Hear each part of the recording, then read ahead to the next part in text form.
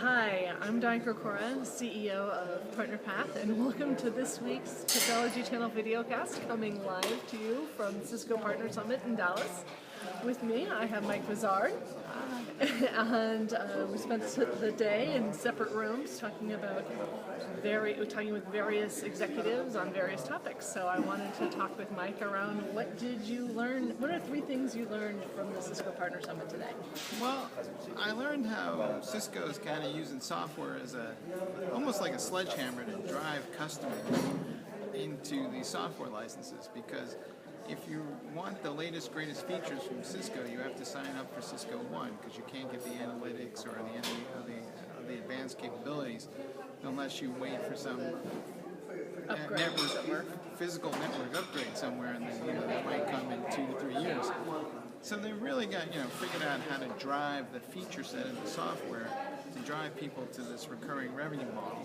And I think they said they're up to like 20,000 customers that have signed the Cisco One license. $1 billion in licensing. And a 40% growth rate. So, with those kinds of numbers, it's pretty clear that they're driving the customer that way. And if they go that way, it's not only a matter of time before the partners get forced that way. But then the second thing I learned was that so many of the partners don't offer managed services or don't have a capability to really drive that. So a lot of them are walking around here going, how do I get involved in this, or how do I make that transition? But they made 2 announcements on that today as well. They did. And I get a little bit confused because, one of the things they seem to be saying is, you can pay for our software now in the same way you consume it. That's good. But then they're also saying in the next breath that we'll pay the partners as if they resold it anyway. And so then the partner has no incentive to change their business model anyway, because they're getting paid up front.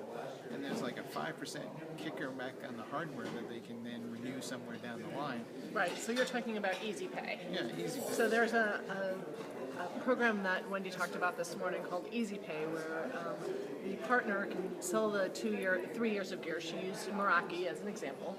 Can sell the 3 years and get paid for all up front, but the customer would still be billed on a monthly basis. So Cisco would kind of front the partner all the cash, so they can still have their traditional business model, but the customer is getting it as a subscription model.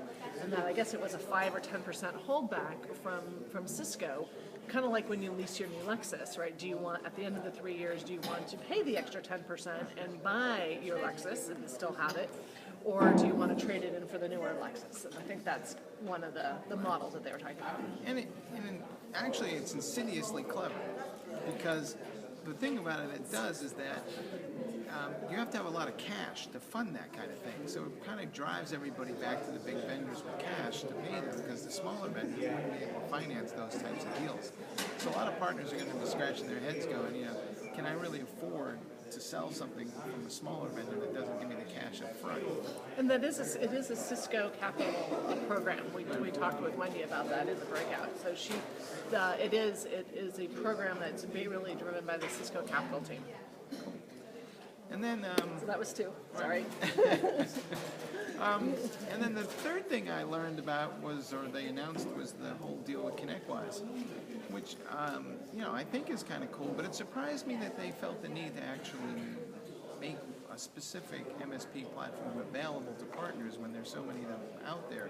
So are they going to antagonize other MSP platforms now who are going to be running to other platforms?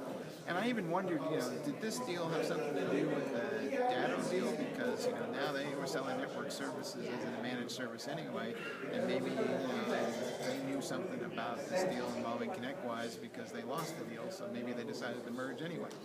So that's a great question. I was wondering when they talked about that on main stage today that they have this relationship with ConnectWise. I felt a lot of the partners that were already eager to move towards a managed service offering were already kind of going to ConnectWise for these types of tools and services and solutions. So I didn't know what the Cisco deal did that the partners weren't getting directly from ConnectWise anyway. Yeah, I think a lot of the partners, though, aren't managed service providers yet, so they didn't have the capability. So I think Cisco is anxious to drive those software sales, and they're trying to drive everybody to those business models, so they're taking away every roadblock they can think of. including the back-end operation stuff, which, we'll see how much of a big deal that winds up being at the end of the day, because I think your point's well taken. If I'm interested, I can just go to ConnectWise. Right. So all three of those are on the software, are on the software solutions from Cisco. So does that mean that Cisco doesn't sell hardware anymore? Well, last time I checked, there was a lot of money being poured into that Cisco network engineering hardware and all those ASICs that they're building. But they, It just said like 25,000 engineers or something like that. That's a lot of engineers. But and the other interesting thing on the technical side is, they revealed a little more detail on what they're doing on the operating system, and they're essentially continuing to rewrite that thing. The DNA version is just the first version.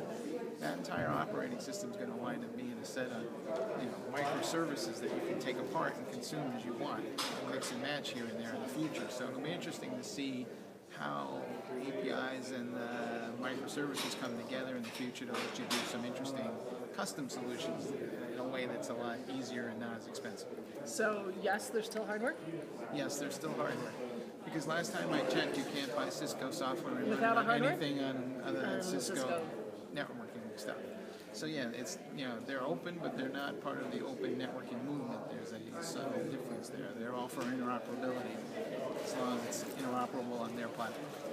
So that's it from us for today on day one from the Cisco Partner Summit, and we'll be back maybe tomorrow and with what we've learned after day two. Thank you for joining. Thank you for joining, Mike. And tomorrow after dinner and a party, we'll have a completely different. Yeah, yes. After tonight's dinner, we'll have a lot of different answers for you. But thanks for joining me, and we'll see you tomorrow. Thanks, guys.